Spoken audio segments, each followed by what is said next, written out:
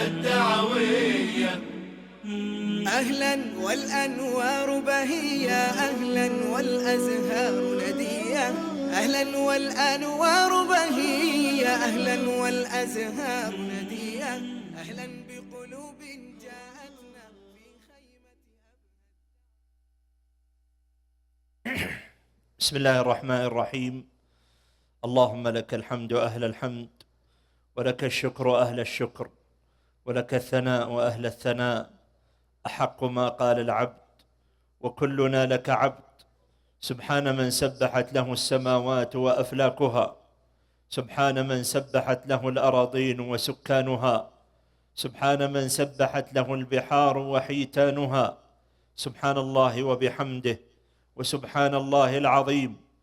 وأصلي وأسلم على صاحب الجبين الأزهر والوجه الأنور والطلعة الأغر، محمد بن عبد الله، صلى الله عليه وسلم تسليما كثيرا. أما بعد، عهدنا وإياكم بشهر الخيرات قريب، فلم يمضي عليه أكثر من شهر رمضان الكريم، الذي طابت فيه نفوس وزكت فيه أرواح وأقبلت فيه قلوب على علام الغيوب. شهر رمضان الذي هو أنس الطائعين ولذة المتعبدين وحلاوة الخاشعين العائدين لربهم. ترى ما هو السر الذي جعل رمضان بهذه الحلاوة؟ ما هو السر الذي جعل شهر رمضان شهرا تقبل عليه النفوس المؤمنة وتشتاق؟ إن السر في 3 أشياء، في 3 شعائر من شعائر الله عز وجل. الشعيرة الأولى شعيرة الصيام، والشعيرة الثانية شعيرة القيام، والشعيرة الثالثة تلاوة القرآن. هذه ال3 من أقبل عليها في حياته كلها وفي شهوره كلها فإنه سيعيش لذة في الطاعة وأنسا في العبادة مما لا يعلمه إلا الله عز وجل. فالزم هذه ال3 وتزود منها ما استطعت، فإنك ما تقربت بها إلى الله عز وجل إلا أحبك الله عز وجل. ولا يزال عبدي يتقرب إلي بالنوافل حتى أحبه، كما جاء في الحديث القدسي في صحيح البخاري الذي روى هذا الحديث النبي صلى الله عليه وسلم: وإني لأقف مع واحدة من هذه ال3 في هذه الجلسة اليسيرة، وهي شعيرة القرآن الكريم. والقرآن سمعنا فيه كثيرا، ومر علينا من الأحاديث والآيات في عظم مكانته وفضله وتلاوته والإقبال عليه الشيء الكثير. ولكن اسمحوا لي أن كثيرا من الناس لم يعيشوا بعد مع القرآن الكريم. وإن من الناس من يقرأ القرآن في كل شهر مرة، ومنهم من يختمه 2 مرة، ومنهم من يختمه 3. ولكن اسمحوا لي أن أقول لكم لم يعش بعد هذا العيش الحقيقي مع القرآن الكريم إذا لم يكن حقق المقصود الأساس من هذا الكتاب العظيم. كم هي الفضائل التي جاءت في تلاوة القرآن الكريم؟ وفي الحسنات المترتبة على تلاوته وقراءته الشيء الكثير، ولكن الشيء الأكبر والأجر الأكثر والمقصود الأعظم هو في قول الله تعالى: كتاب أنزلناه إليك مبارك ليدبروا آياته وليتذكر أولو الألباب.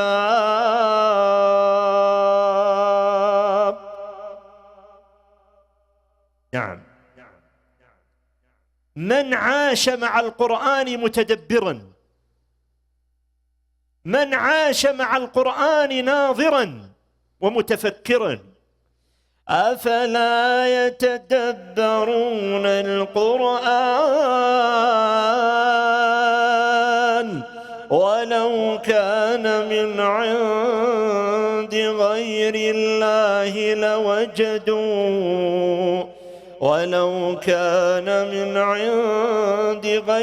الله لوجدوا فيه اختلافا كثيرا. أفلا يتدبرون القرآن أم على قلوب أقفالها.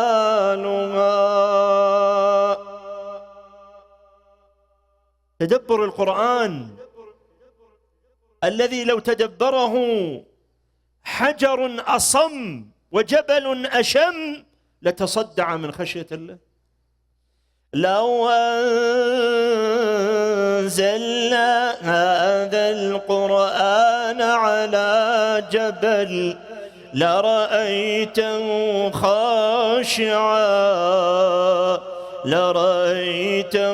خاشعا متصدعا من خشية الله.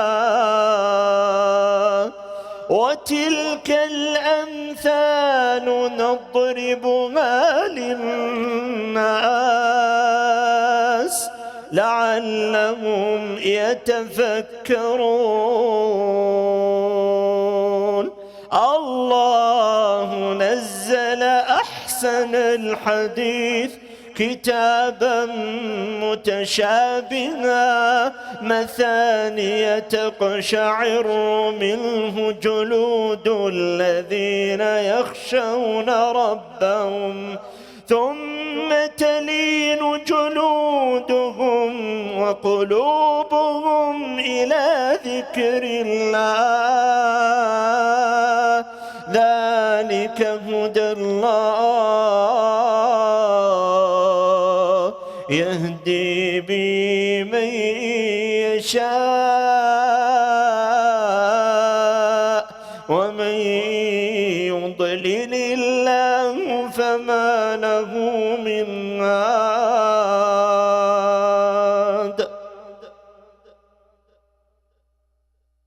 الله يا إخواني، إن الإنسان في حياته يقرأ القرآن ويختمه،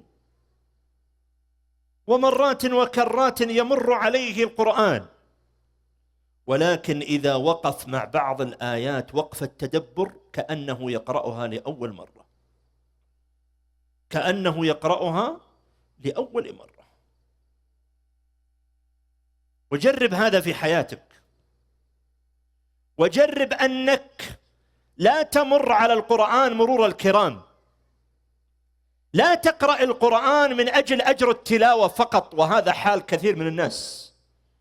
لا، اقرأ القرآن بلغة المستفهم، بلغة المستبين، بلغة الذي يريد أن يفهم. والله إن كل كلمة في القرآن لها حكمة، علمها من علمها وجهلها من جهلها. فإذا مرت عليك الكلمة حرك عقلك، حرك فكرك.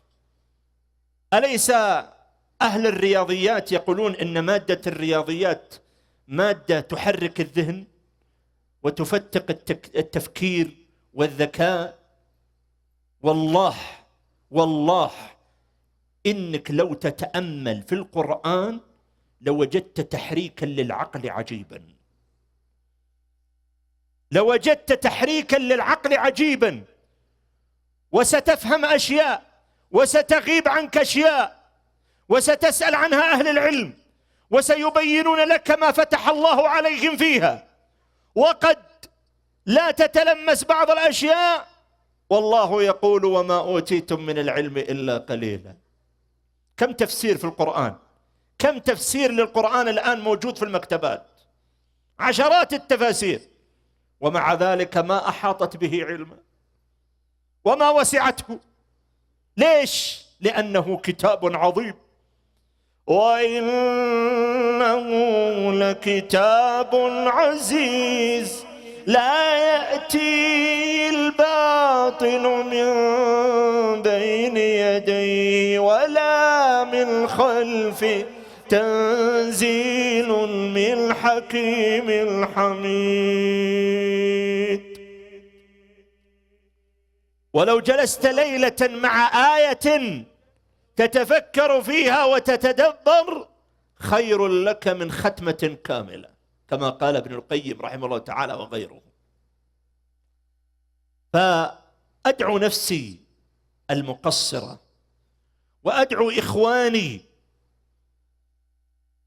أن يشتغلوا بتدبر كتاب الله، وأن يحيوا قضية التدبر بين الناس. أدعو الأئمة المساجد وطلاب العلم ومن فتح الله عليهم أن يعلقوا الناس بكتاب الله، فكثيرا ما نتحدث حديثا نثريا ليس عليه نور الوحي، ولن تجد أبلغ واعظ من القرآن، ولن تجد أبلغ واعظ بعد كتاب الله من سنة رسول الله صلى الله عليه وسلم. وإذا امتلأ حديثك بالآيات والأحاديث فاعلم أنه حديث عليه نور، وإذا قل فاعلم أن هذا النور قل، فاستكثر أو استقل. إخواني، أدعو نفسي وإخواني أن تحيا حلقات التدبر لكتاب الله عز وجل. التفاسير بين أيدينا وأهل العلم موجودون، وإذا قرأت القرآن نزل بلسان عربي مبين. جل خطابات القرآن هي واضحة المعنى كمعنى عام وإجمال، ستجد فيه كلمات أو آيات قليلة تحتاج إلى تفسير. يوم فسدت عربية الناس وذائقة الناس أصبحنا نحتاج إلى تفسير بعض الكلمات، ولكن جل القرآن كمعنى عام واضح، فاقرأه، وما يشكل عليك ابحث عنه لتعرف المعنى العام، ثم بعد ذلك تنتقل للأسرار العظيمة في كتاب الله، في كلمات القرآن. لماذا قال الله كذا ولماذا لم يقل كذا؟ اقرأ القرآن، اكتب الفوائد التي وصلت إليها، ثم اعرض الفوائد على التفاسير. فإن رأيت أهل العلم سبقوك ووافقوك فاحمد الله، فأنت وصلت إلى ما وصل إليه غيرك. وإن وجدت اختلافا فإياك أن تغرد بهذه الفوائد، ولكن اعرضها على أهل العلم قبل ليمحصوها ويدققوها ويصححوها لك، أو يخطئوها كفهم من كتاب الله. وقد يفتح عليك في شيء لم يفتح على أحد من قبلك، فالقرآن مليء بالكنائز. ولكن لا تقع فيما وقع فيه بعض الناس بحسن نية ولكن لم يوفق لحسن عمل، يوم أن نشر فهمه لبعض الآيات وغرد بها في وسائل التواصل ونشرها وهو ليس بصاحب علم وباع في هذا. فالقرآن عظيم، لا تجرأ على كتاب الله إلا بعلم وبينة. والكلام عن هذا في الحقيقة يطول، ولكن أريد أن أقف نحن وإياكم هذه الدقائق بعد هذه المقدمة اليسيرة مع صورة عظيمة، سورة جليلة أجزم أنك قد سمعت في تفسيرها شيئا، ولكني أريد أن أتلمس معك أسرارا فيها من كلام أهل العلم وكنوز أهل الفضل والباع، لعلها أن تحرك فينا شيئا. إن هذه السورة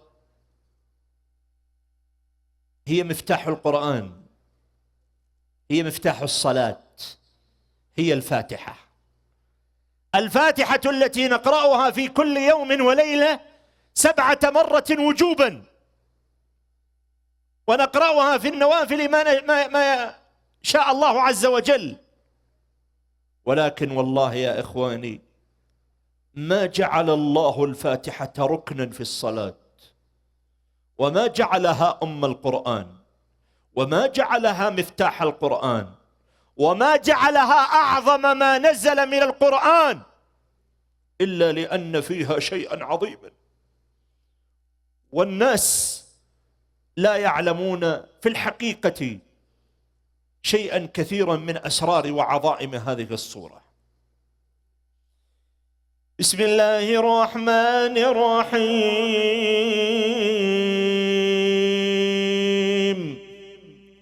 الحمد لله رب العالمين، الرحمن الرحيم،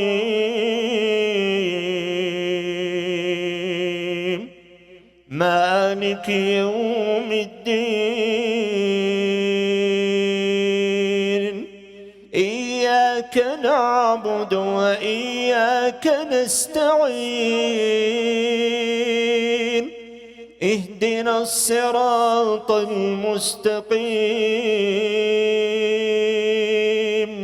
صراط الذين أنعمت عليهم غير المغضوب عليهم ولا الضالين،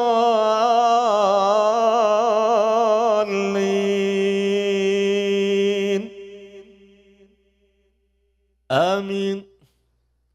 هذه السورة أم القرآن. لماذا أم القرآن؟ قال ابن رجب رحمه الله تعالى: لأنها تشتمل على التوحيد، وتشتمل على الأحكام، وتشتمل على الجزاء، وتشتمل على طرق بني آدم، ولذلك سميت أما، فهي المرجع للقرآن كله. هذه السورة هي أعظم وأفضل سورة في كتاب الله عز وجل. في صحيح البخاري عن أبي سعيد بن المعلى قال: قال لي رسول الله صلى الله عليه وسلم: ألا أعلمك سورة هي أعظم سورة في القرآن قبل أن تخرج من المسجد؟ قال: فأخذ بيدي، فلما أراد أن يخرج من المسجد قلت: يا رسول الله، إنك قلت لأعلمنك سورة أعظم سورة في القرآن. قال: نعم، الحمد لله رب العالمين، هي 7 المثاني والقرآن العظيم الذي أوتيته. دعني أقف وقفات يسيرة، ولا أستطيع أن ألم ولا بنصف تفسير هذه السورة في هذه الجلسة، ولكن أقف وقفات يسيرة مع أسرار في هذه السورة. بسم الله الرحمن الرحيم. تبتدئ هذه السورة بالبسملة. لماذا تسمي بسم الله؟ أبتدئ متبركا بالله جل وعلا، متبركا باسمه سبحانه وتعالى. أنت عندما تقول بسم الله كأنك تجعل الله عز وجل في جانبك يعينك. ومن رحمات الله أن علمنا أن نبدأ كل شيء باسم الله، فمن بدأ باسم الله حفظه الله، ومن بدأ باسم الله كلأه الله، ومن بدأ باسم الله أعانه الله. أنت ستقرأ قرآنا عظيما لن تستطيع أن تفهمه ولن تتلوه إلا عندما تسمي في بدايته فتستعين وتتبرك باسم الله. قل لو شاء الله ما تلوته عليكم ولا أدراكم به فقد لبثت فيكم عمرا من قبله أفلا تعقلون.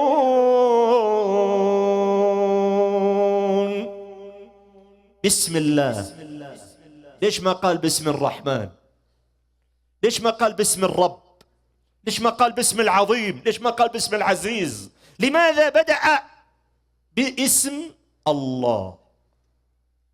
لأن اسم الله لا يسمى به غيره، ولأن اسم الله هو أصل الأسماء، فجميع الأسماء تأتي تابعة لهذا الاسم.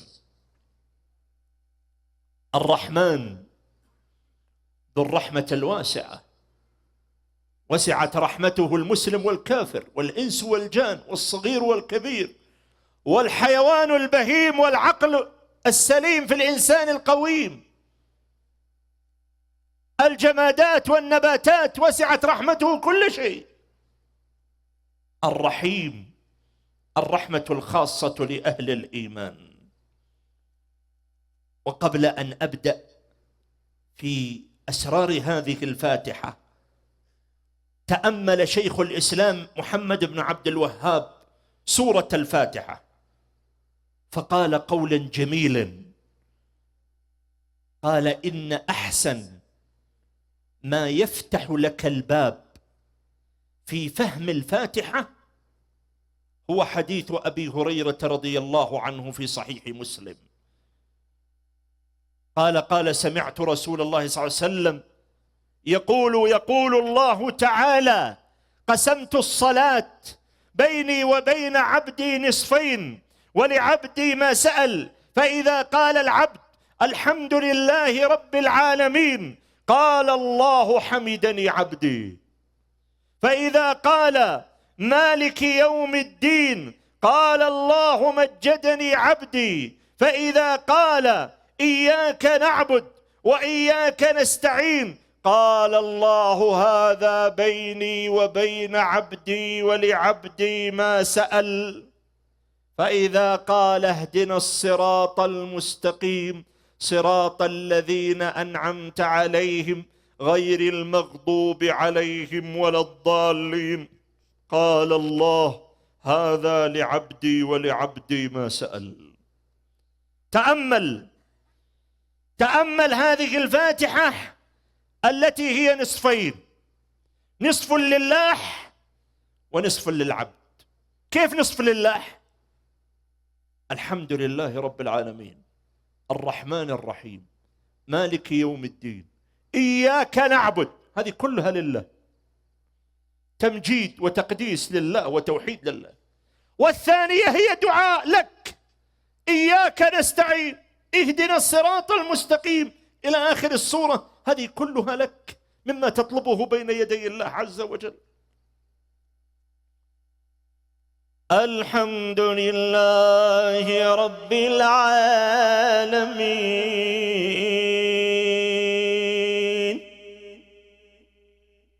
الحمد هو المدح والثناء. طيب ليش ما قال الحمد المدح؟ هل المدح يغني عن الحمد؟ الحمد هو مدح مع حب وتعظيم، أما المدح فقد لا يكون معه لا حب ولا تعظيم. قد يمدح الإنسان نفاقا، قد يمدح الإنسان كذبا، قد يمدح الإنسان مداراة، لكن يحمد لا، فلا يحمد إلا من يحب ولا يحمد إلا من يعظم. ولذلك اختير لفظ الحمد، الحمد لله رب العالمين. ولاحظ أنه قال الحمد ولم يقل الشكر. وما الفرق بين الحمد والشكر؟ الحمد أعم من الشكر، فالحمد هو شكر لله تعالى على المحاسن وعلى الإحسان. أما الشكر فهو شكر لله، فهو شكر على الإحسان. إذا أحسن إليك شخص شكرته، لكن الحمد هو حمد على المحاسن، فالله صاحب الحسن وصاحب الكمال قبل أن يحسن إلينا.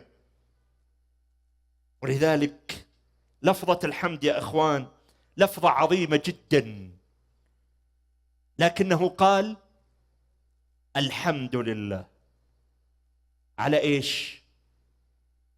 على أي شيء؟ الحمد ذكر في القرآن 25 مرة، وفي كل مرة يذكر لأشياء. الحمد لله الذي خلق السماوات والأرض وجعل الظلمات والنور ثم الذين كفروا بربهم يعدلون ونزعنا ما في صدورهم من غل تجري من تحتهم الأنهار وقالوا الحمد لله الذي هدانا لهذا وما كنا لنهتدي لولا أن هدانا الله. الحمد لله الذي وهب لي على الكبر إسماعيل وإسحاق إن ربي لسميع الدعاء. الحمد لله الذي لم يتخذ ولدا ولم يكن له شريك في الملك ولم يكن له ولي من الذل وكبره تكبيرا. الحمد لله الذي أنزل على عبده الكتاب. الحمد لله في سورة الفاتحة على إيش؟ على القرآن، على الإسلام، على الهداية، على الإيمان، على الأمن، على الطعام، على الشراب، على اللباس، على الأبناء، على إيش؟ على كل شيء. كل شيء، كل ما ورد تفاصيل الحمد فيه وما لم يرد فإن الحمد لله تشمله. أنظرت شمولية القرآن وعظمة القرآن وعموم القرآن؟ في السراء الحمد لله الذي بنعمته تتم الصالحات، وفي الضراء الحمد لله على كل حال. الحمد لله أقصى مبلغ الحمد والشكر لله من قبلي ومن بعدي. الحمد لله عن سمع وعن بصر، الحمد لله عن عقل وعن جسد، الحمد لله عن ساق وعن قدم، الحمد لله عن كتفي وعن كيدي، الحمد لله عن أمي وعن أبتي، والحمد لله عن أخوات ذا العبد. الحمد لله في سري وفي علني، والحمد لله في حزني وفي سعدي، الحمد لله عما كنت أعلمه، والحمد لله عما غاب عن خلدي. الحمد لله من عمت فضائله، وأنعم الله أعيت منطق العدد. فالحمد لله ثم الشكر يتبعه، والحمد لله عن شكري وعن حمدي. الحديث الذي صححه الألباني يقول النبي صلى الله عليه وسلم: الحمد لله تملأ ما بين السماء والأرض. وفي الجنة بيت يقال له بيت الحمد، للحامدين المسترجعين العائدين لربهم. وقضية الحمد حاضرة في كل العبادات، في الصلاة، في دعاء الاستفتاح، في الفاتحة، سمع الله لمن حمده، في ذكر الركوع، في ذكر القيام من الركوع، في ذكر السجود، في التشهد، إنك حميد مجيد. بعد الصلوات حمد، لهج الحجاج حمد، إذا استيقظت من النوم حمد، وإذا قضيت الحاجة حمد، وإذا ذكرت الصباح حمد، وإذا ذكرت المساء حمد. فالهج بالحمد، فأنت تنادي محمودا في فعاله وأقواله، أنت تنادي محمودا، هو أحق من حمد، وأحق من عبد، وأحق من ذكر، وأحق من شكر، وأعظم من دعي، وأرجى من ابتغي جل جلاله. وانظر لبلاغة القرآن، قال الحمد لله، ولم يقل الحمد للرب، ولم يقل الحمد للرحمن، مع أنه في البسملة ذكر اسم الله، ولكن أعاده مرة أخرى هنا. لماذا أعاده؟ أعاده لأنه أصل الأسماء، أعاده لأنه القضية التي جاء بها الرسل، أن اعبدوا الله ما لكم من إله غيره. كثير من البشر سلموا بالربوبية، ولكن لم يسلموا بالألوهية الحقة لله جل جلاله.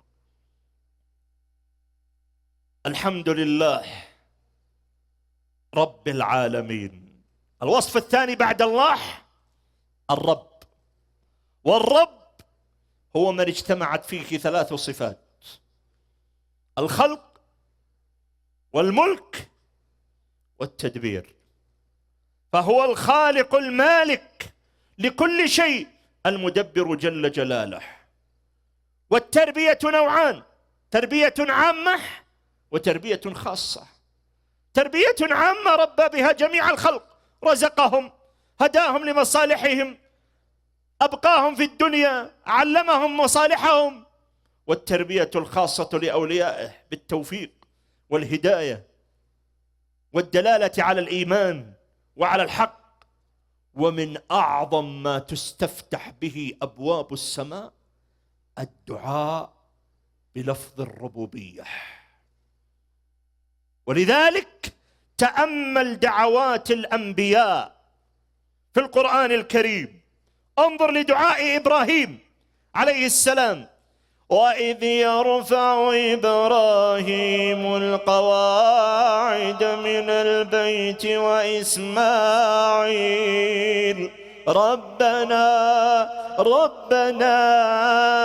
تقبل منا إنك أنت السميع العليم ربنا واجعلنا مسلمين لك ومن ذريتنا أمة مسلمة لك وارنا مناسكنا وتب علينا إنك أنت التواب الرحيم ربنا وابعث فيهم رسولا منهم يتلو عليهم آياتك.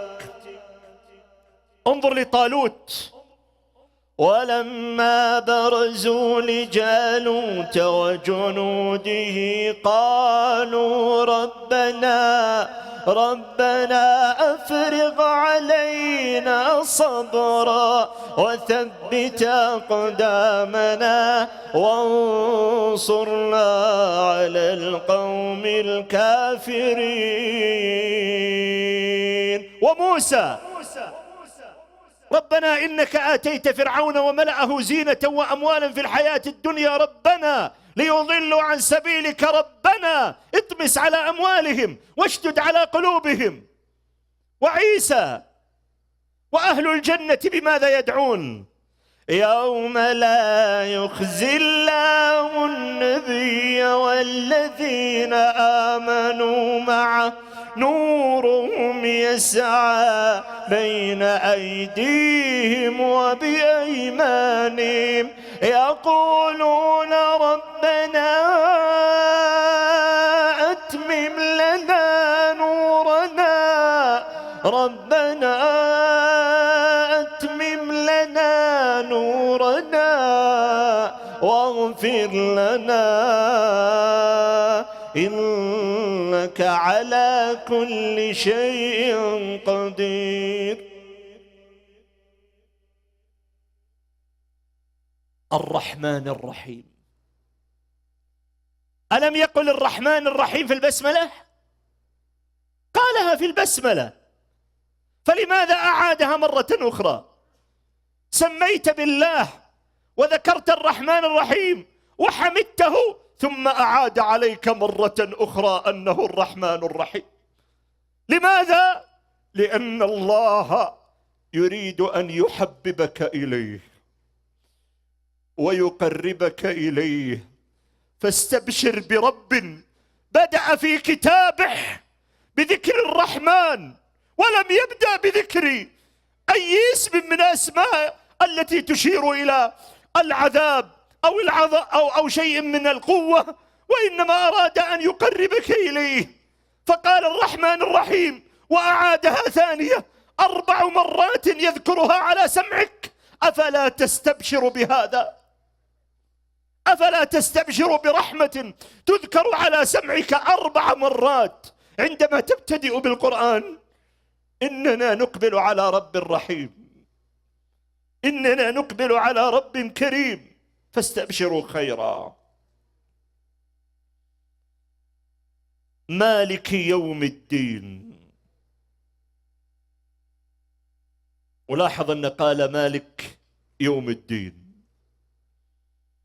هذه الآية، أليس الله مالك الدنيا كلها والآخرة كلها والسماوات والأراضين وكل شيء؟ فلماذا خص يوم الدين؟ خص يوم الدين لأمرين وقد يكون أكثر. الأول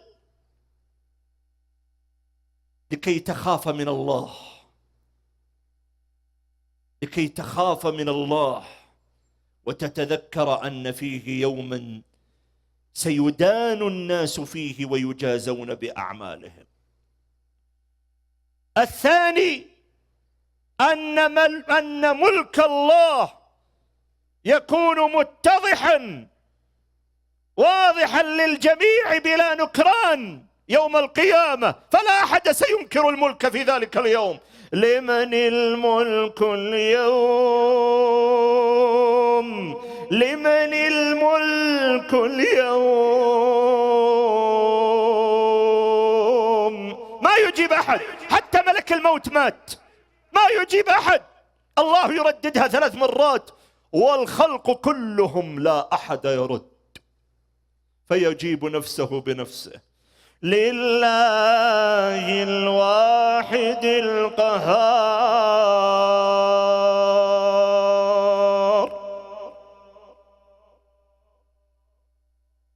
شوف بلاغة القرآن. أول آية من الفاتحة الحمد لله رب العالمين، تورث في القلب المحبة.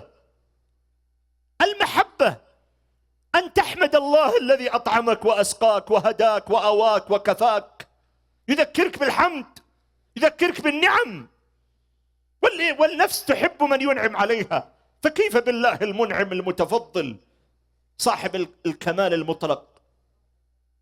والآية الثانية الرحمن الرحيم تفيد الرجاء، ترجو في رحمة الله، تطمع في رحمة الله. والآية الثالثة مالك يوم الدين تفيد الخوف. فسبحان الله الذي جمع في هذه ال3 آيات في أول كتابه بين المحبة وبين الرجاء وبين الخوف، وهي موازين التوحيد.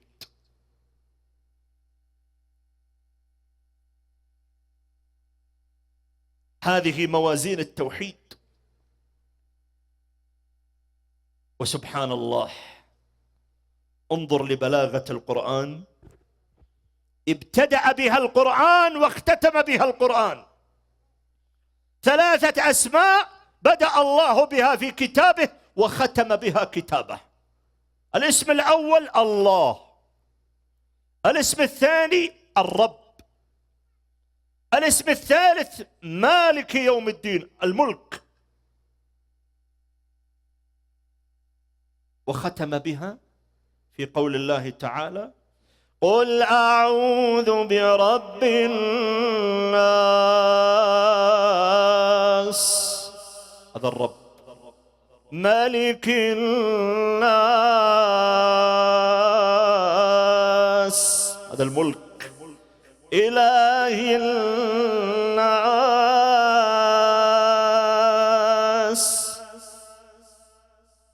والقرآن كله ما بين دفتيه إلى نهايته، وأسماء الله وصفاته ترجع إلى هذه الثلاثة،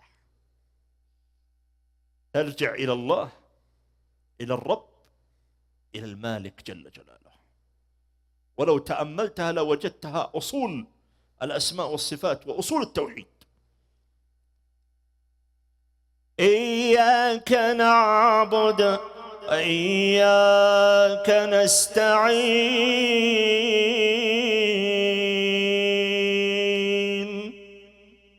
إيش العبادة؟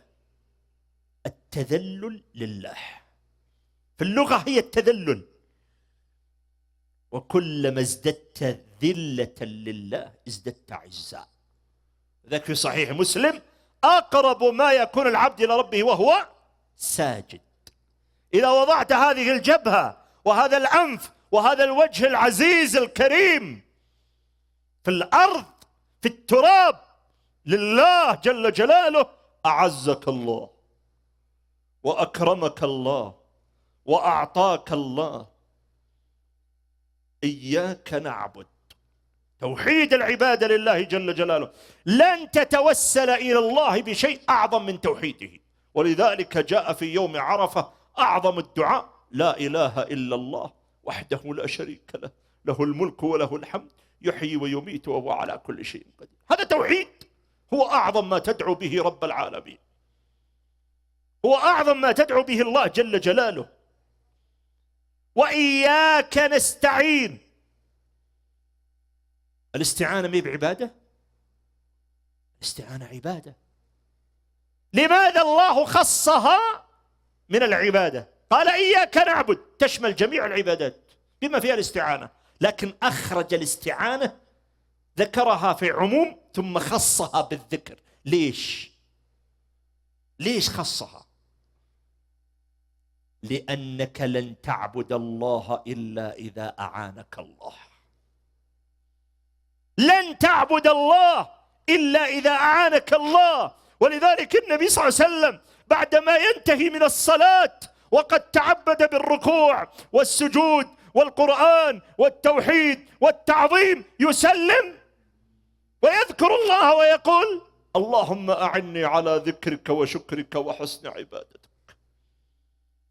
كم من الناس من يتمنى أن يتعبد بين يدي الله، يتمنى يقرأ القرآن، يتمنى يقوم الليل، يتمنى يصوم النهار، ولكن يعاني من ضعف. إذا لم يعنك الله فلا معين لك سواه. وذاك اسأله الإعانة، اسأله أن يفتح عليك في باب الطاعة، اسأله أن يفتح عليك في باب العبادة. فوالله إن كثيرا من الناس محروم من التعبد بين يدي الله، ومحروم من لذة العبادة بين يدي الله. فاسأله أن يفتح عليك. وإذا فتح الله عليك باب التعبد بين يديه فقد فتح الله عليك أبواب السعادة في دنياه. الإقبال على الله واللهج بذكره والإنابة إليه جنة وعيش لا نسبة لعيش الملوك إليه البتة. كما جاء عن السلف. والإعراض عن الله كم فيه من الهم والغم، جهنم حاضرة. فاسأل الله أن يعينك على الطاعة. قل يا رب عونك، اللهم أعني على ذكرك وشكرك وحسن عبادتك، اللهم أعني على ذكرك وشكرك وحسن عبادتك. جاء شخص لأحد مشايخنا الكرام وقال له: إني حفظت القرآن وأريد أن أطلب العلم،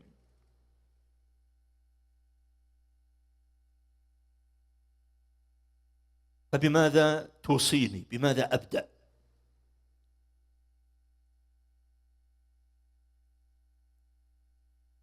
قال: أوصيك أن تجلس شهرا كاملا في ليلك ونهارك وسجداتك تدعو الله وتلح عليه أن يرزقك الإخلاص في طلب العلم وأن يفتح عليك فيه. هذه أول خطوة تصلح بها الطريق. فهل أصلحنا القلوب بطلب الإعانة من علام الغيوب؟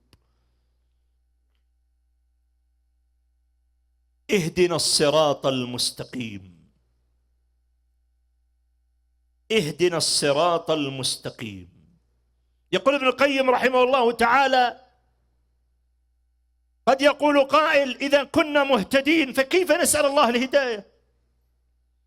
قال ابن القيم، اسمع الكلام الجميل عليه نور، قال رحمه الله: فإن المجهول لنا من الحق أضعاف المعلوم، وما لا نريد فعله تهاونا وكسلا مثل ما نريده أو أكثر منه أو دونه، وما لا نقدر عليه مما نريده كذلك، وما نعرف جملته ولا نهتدي لتفاصيله، أمر يفوته الحصر، ونحن محتاجون إلى الهداية التامة. لا تقل إني مهتدي، كلكم ضال إلا من هديته فاستهدوني أهدكم، كما جاء في الحديث القدسي عن الله جل جلاله. اسأل الله الهداية لأنها مراتب، لأنها درجات، فقد تكون في درجة وفوقك درجات من درجات الهداية. وانظر لبلاغة القرآن، قال: اهدنا الصراط المستقيم، وما قال اهدنا إلى الصراط المستقيم. ما جاب لك حرف الجر. ليش؟ إيش الحكمة؟ لماذا؟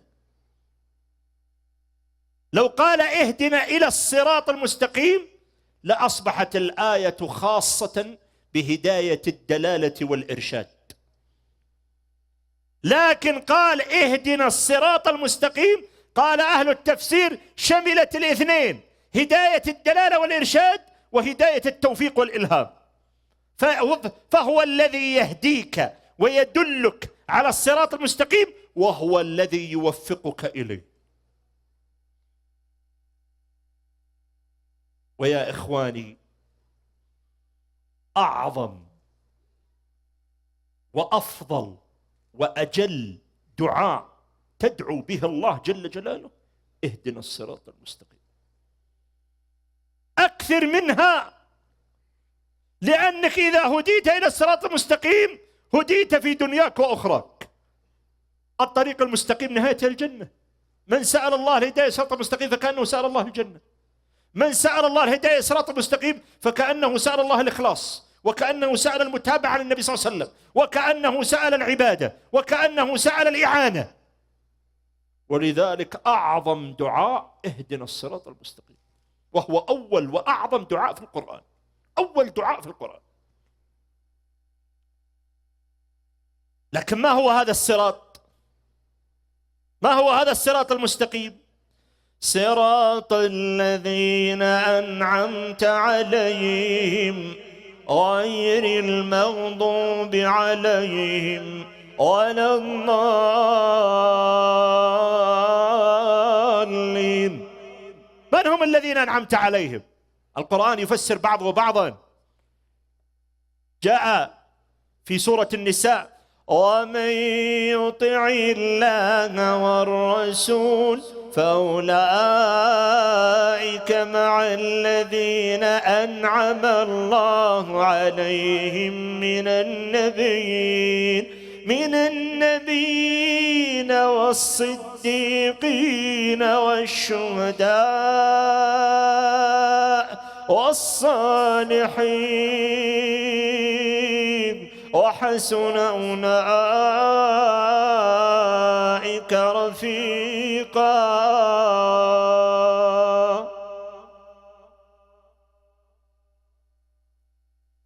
ولاحظ أن قال صراط الذين أنعمت عليهم، ما قال صراط المنعم عليهم، وإنما أظهر الضمير الذي يشير إلى الله جل جلاله: صراط الذين أنعمت، أي أنت عليهم، لأن إضافة هذه النعمة إلى الله إضافة فيها تكريم وتشريف لهؤلاء المنعم عليهم. عندما أقول لك فيه جائزة لك، هل هي مثل جائزتك عندي؟ عندي جائزة لك، هذا وأنا بشر. كيف بما لو قالها أمير البلد؟ كيف لو قالها الملك؟ كيف لو قالها ملك الملوك؟ لا شك أن الأمر أعظم وأجل وأكبر. ولاحظ أن جاء بصيغة الجمع: صراط الذين أنعمت عليهم، الذين. اهدنا الصراط المستقيم، اهدنا، ما قال اهدني، اهدنا، إشارة إلى الجمع، إلى الاجتماع على الحق، إلى المساندة، إلى المعاضدة، وتواصوا بالحق وتواصوا بالصبر، لكي لا نستوحش في الطريق.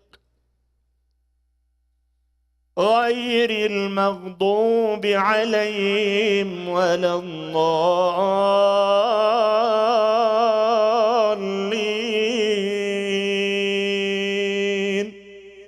المغضوب عليهم أشد من الضالين، لأن المغضوب عليهم هو كل من علم الحق ولم يعمل به، ومنهم اليهود. والضالين هم كل من جهل الحق ولن يعمل، الجاهل، وإن عمل فسيعمل على خطأ، وهم النصارى قبل بعثة النبي صلى الله عليه وسلم.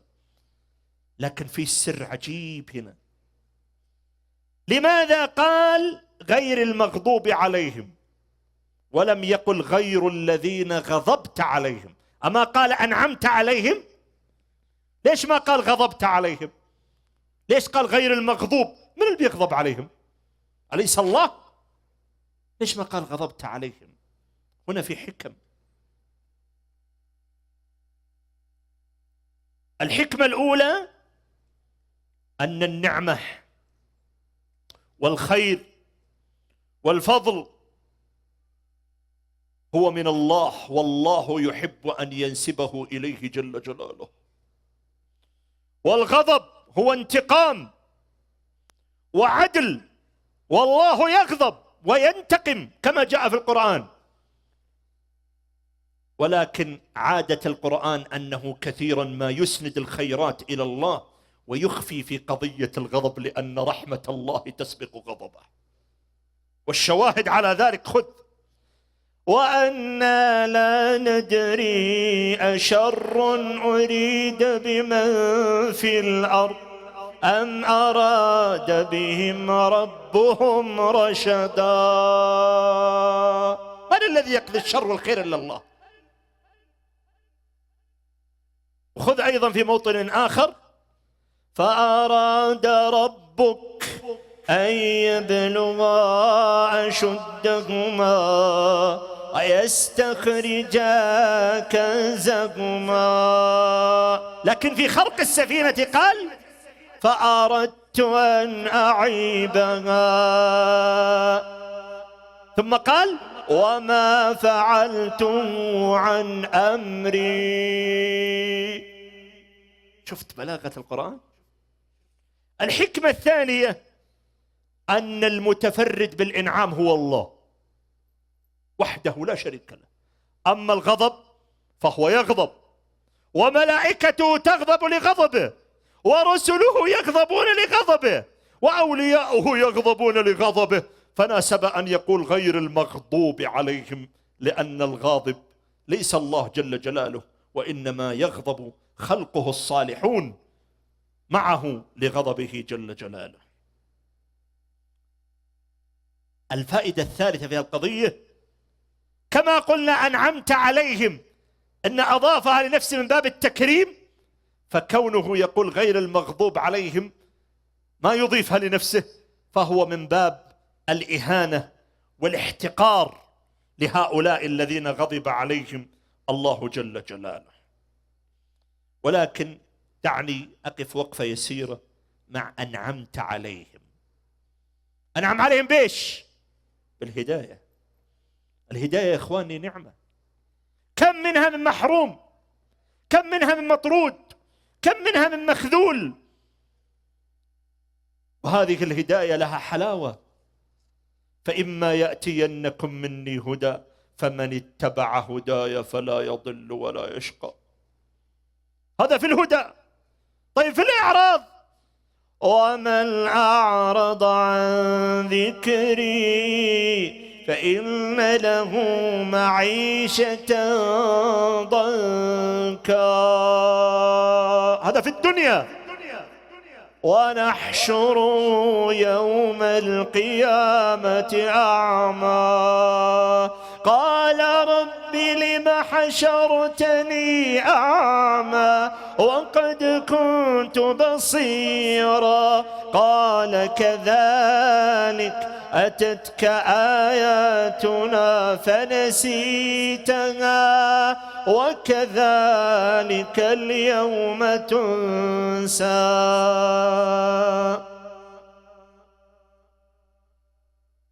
ولا الضالين. طيب فيه المضلين، أليس المضلون أشد إثما من الضالين؟ ليش ما قال المضلين؟ لأنه لن يكون مضل إلا من هو ضال، فالضلال ابتداء الإضلال، الضلال ابتداء الإضلال، ولذلك قال ولا الضالين، لأنه يريد الضال والمضل، فالضالين تشمل الاثنين، وهذه بلاغة القرآن. ثم قال بعدها آمين، وهذه ليست من الصورة، ولكن روي عن النبي صلى الله عليه وسلم أنه كان يقولها ويأمر بها، وجاء في سنن ابن ماجه وابن خزيمة وصححه الألباني أن النبي صلى الله عليه وسلم قال ما حسدتكم اليهود على شيء ما حسدتكم على السلام والتأمين، فهو قوة للدعاء واستنزال لرحمة الله جل جلاله. هذه بعض اللمحات في هذه الصورة العظيمة. أسأل الله أن يرزقني وإياكم حسن التدبر وحسن التأمل وحسن التفكر في كتاب الله. إخواني، أدعوكم دعوتين في ختام حديثي. أما الدعوة الأولى فهي أدعو نفسي وإياكم لدعم هذا المخيم، دعمه ماديا ومعنويا والتبرع له، وهذه المناشط الخيرة هي غذاء لقلوبنا وأرواحنا ولشبابنا وفتياتنا ونسائنا، وحقيق بنا أن نقف مع إخواننا الذين ضحوا بأوقاتهم وأنفسهم في سبيل تنظيم مثل هذه اللقاءات الخيرة. أما الدعوة الثانية فإنني عندما دخلت هذا المخيم تذكرت رجلا عزيزا وشيخا فاضلا غاليا على قلوب الجميع، ولعل كثيرا منكم يعرفه عن قرب أكثر مني وإن كنت أعرفه من سنوات طويلة، وهو شيخنا الشيخ الدكتور عبد الله الشهراني رحمة الله تعالى عليه، فلكم قام في مثل في هذه المواقف وساند، ولعل هذا من حسناته ومن الباقي له، فأسأل الله أن يغفر له ويرحمه، أسأل الله أن يجعل قبره روضة من رياض الجنة، أسأل الله أن يجعل قبره روضة من رياض الجنة، وأسأل الله أن يخلفه في أهله وولده خير خلف، إنه على ذلك قدير. وصلى الله وسلم على نبينا محمد. في خيمة أبها، في خيمة أبها الدعوية، أهلا والأنوار بهية، أهلا والأزهار ندية، أهلا والأنوار بهية، أهلا والأزهار